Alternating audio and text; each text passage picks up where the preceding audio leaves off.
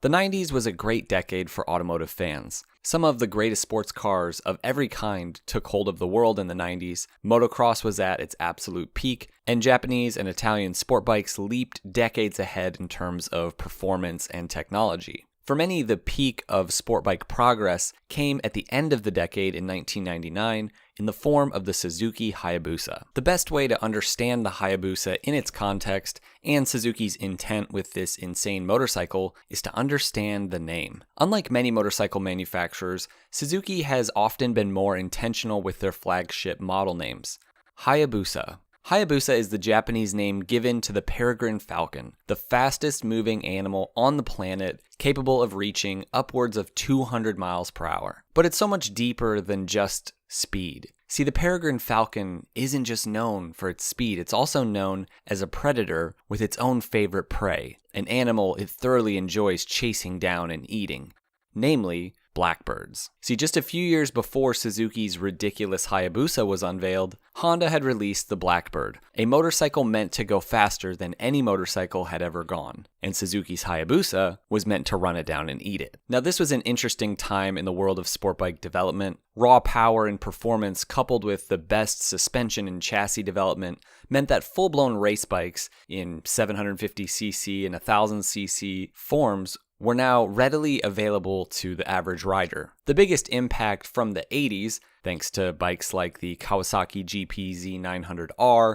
and of course the Suzuki GSXR 750 and the RC30, is that now the fastest and most powerful motorcycles in the world also actually had the handling to match, unlike the big superbikes of the 70s. But a sort of split was happening in the sport bike world in the 90s. A good example of this is the Kawasaki Ninja ZZ R1100 or ZX11, depending on where you lived. That motorcycle took a very different route from the production sort of Grand Prix formula of other sport bikes. It was a bike more focused on outright top speed, which was over 170 miles per hour, by the way. And it's that bike that the Honda Blackbird was really taking aim at and ultimately defeated in the race to build the most powerful and fastest motorcycle. The Blackbird was faster than the ZX11 by like 1 mile per hour. These motorcycles started the top speed war and the horsepower war between Japanese manufacturers, and one bike ended that war. See, Hayabusas, or peregrine falcons, don't just move a tiny bit faster than blackbirds.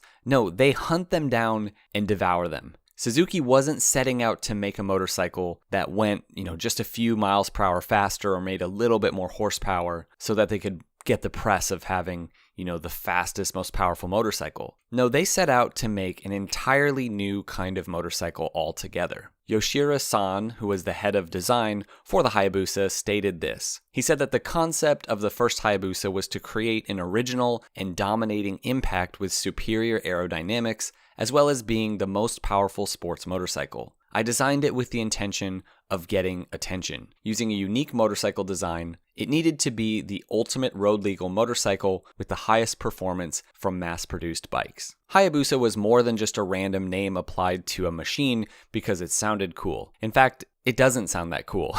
Not as cool as Fireblade, at least. The peregrine falcon, or the Hayabusa, is able to reach speeds of over 200 miles per hour primarily because of aerodynamics. Suzuki's method for better sport bike performance through aerodynamics and specifically wind tunnel development goes back to really the Suzuki Katana. See, that bike had been dethroned as the fastest production motorcycle, but not because of aerodynamics necessarily. Rather, it was just that other motorcycles were more powerful. So Suzuki decided to pair the two concepts, significantly more power, but now with groundbreaking aerodynamics. Now, the overall shape of the Hayabusa is the product of extensive wind tunnel testing with a rider on board, and the goal was really extended high-speed riding. Yes, 0 to 60 and 0 to 100 was important. I mean, the Hayabusa would take the record for the fastest production 0 to 60 of any vehicle this year. And also, it's worth noting that the bike did not just have top-end power. It also made incredible torque. But the main goal was to make a bike that could power you to near 200 miles per hour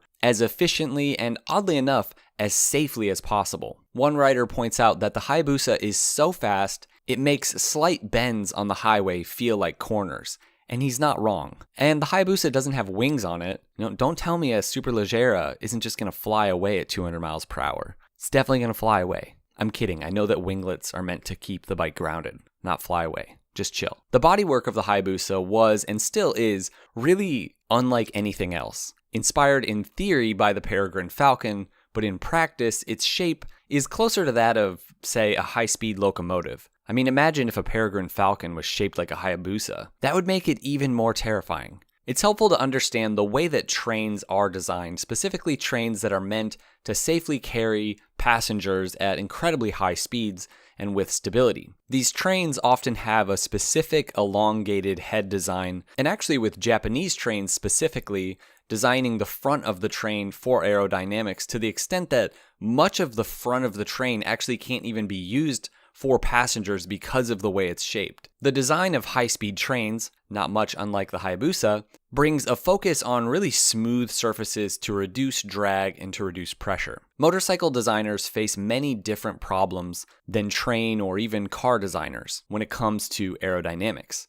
At 200 miles per hour, there are so many more factors than just the force of the atmosphere as the machine powers through it head on. There's things like crosswinds and heat movement and the buildup of pressure on specific parts of the bike and the rider and, incredible aerodynamic drag and a crazy mixture of air and sound waves and forces after the air goes around the motorcycle and around the rider and mixes with the exhaust and mixes with the pressure coming up from the rear tire. It's not the same as like a single hunk of material like a car. The fact that you, as a rider, are part of the aerodynamic equation, this is why MotoGP riders are usually, they're kind of tiny, because they can sort of hide down in the bike easily and eliminate as much drag as possible.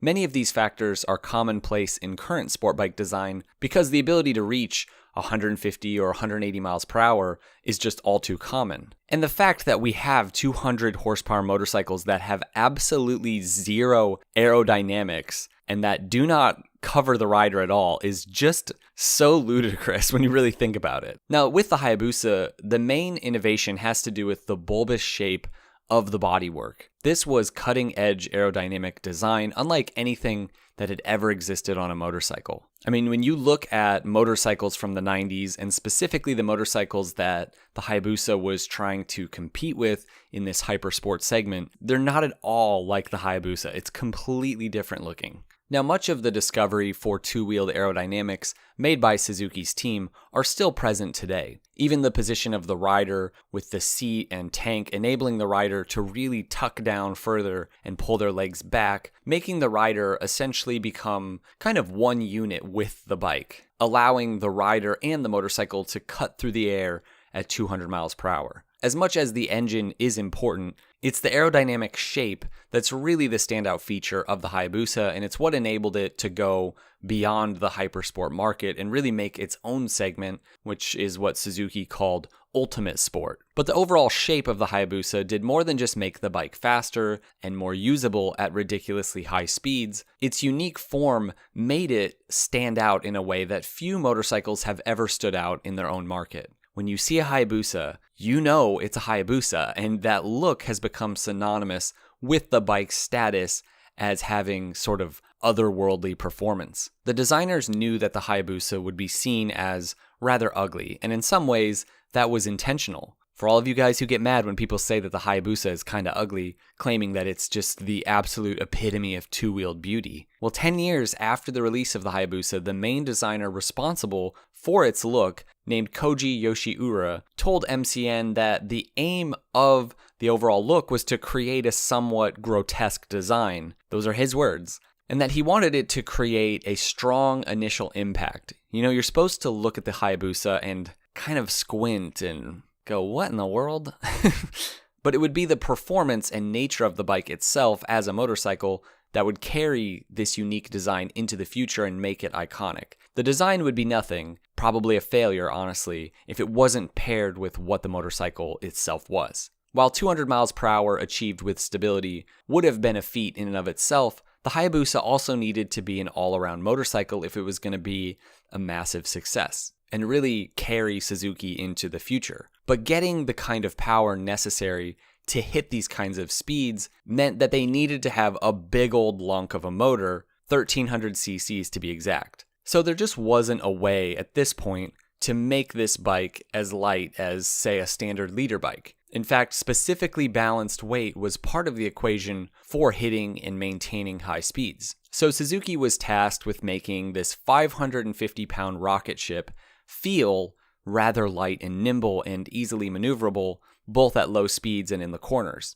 In many ways, Suzuki had a blueprint for making a sport bike that handled well, and that was the GSXR 750. So much of the DNA of the Hayabusa comes straight from that iconic motorcycle, from the double overhead cam, liquid-cooled 16-valve, transverse inline-4 engine used as a stress member, to actually having an even more rigid chassis and swing arm than the 750, perfectly balanced suspension designed for the Hayabusa's varied uses, firm enough for virtually any sport riding that the average person could throw at it, but soft enough to remain comfortable for the long-distance miles that its riders would use it for. Now, technically speaking, the Hayabusa's engine really wasn't anything spectacular. It was just larger than any sport bike prior to it. The real genius wasn't getting a 1300cc inline 4 to make 175 horsepower. It was getting that big of an engine to actually be usable in a sport bike. It did rep a few new features meant to dampen the effect of that power on the chassis and rider,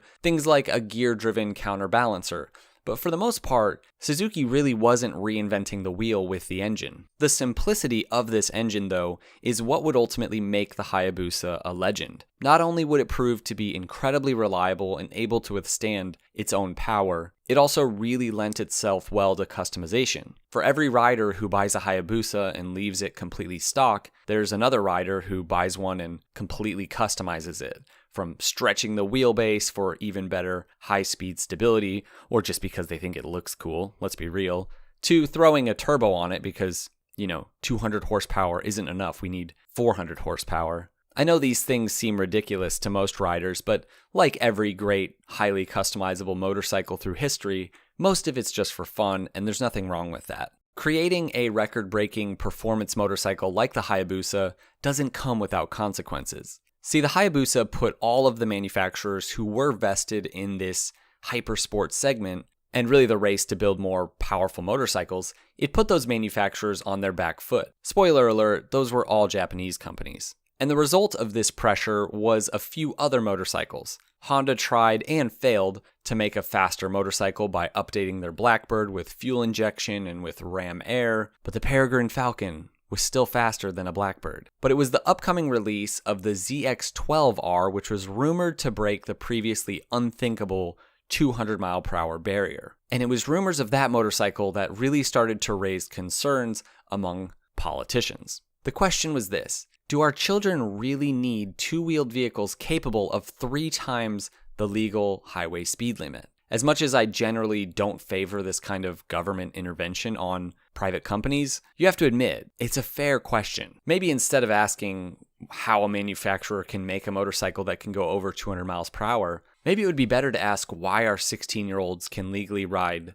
leader bikes in the first place. But that's another discussion. So there were talks of banning the very production of these kinds of motorcycles, and the Japanese companies knew that they needed to chill out with this race to make more powerful, faster motorcycles. So they created a gentleman's agreement, a commitment to limit the top speed of their motorcycles to 300 kph or 186 miles per hour. But nobody knew about this gentleman's agreement when it was happening. So the ZX-12R came out. On paper, it looked like it was going to be faster. Everybody topped it out, and guess what? 300 kph. Even years later, when the ZX-14 came out, powering past Gen 1 Hayabusas with ease, posting a blistering 2.5 seconds 0 to 60. I mean, obviously this bike would go beyond 300 kph. Nope, 300 kph. That was the top speed. Now that agreement would be broken by a company that wasn't really ever involved in the agreement, called Hiyabusa.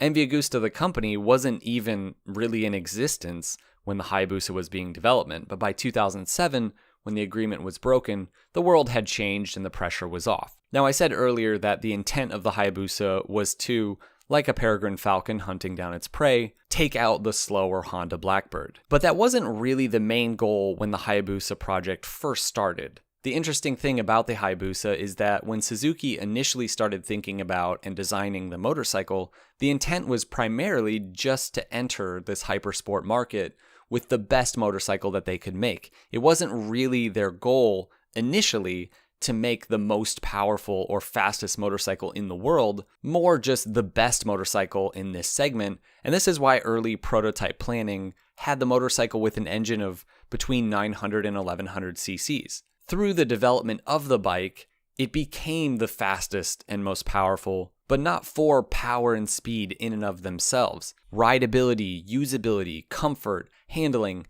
these were the primary goals for the motorcycle as it fit within this hypersport segment, and this is why the Hayabusa became so much more than just a drag strip bike. There are guys bopping around and commuting on their Gen 1 Hayabusas today with like 150,000 miles on them because in the end, the bike was just pretty good at everything. That's where the Hayabusa became a surprising thing to riders who forked out enough cash to own one, whether they were old enough to ride in 1999 when it was released, or maybe they had a poster of it on their wall and they were able to get one a few decades later. The surprise for these riders is that you initially bought the Hiyabusa because it really was a different level of power and performance. It really was that ultimate sport, as Suzuki liked to call it. But after you owned one and, had a few stupid moments where you thankfully didn't die or get pulled over, the bike turned out to be just a great all-around motorcycle. A motorcycle that you could take down to the coffee shop or to a friend's house, or you could gear up and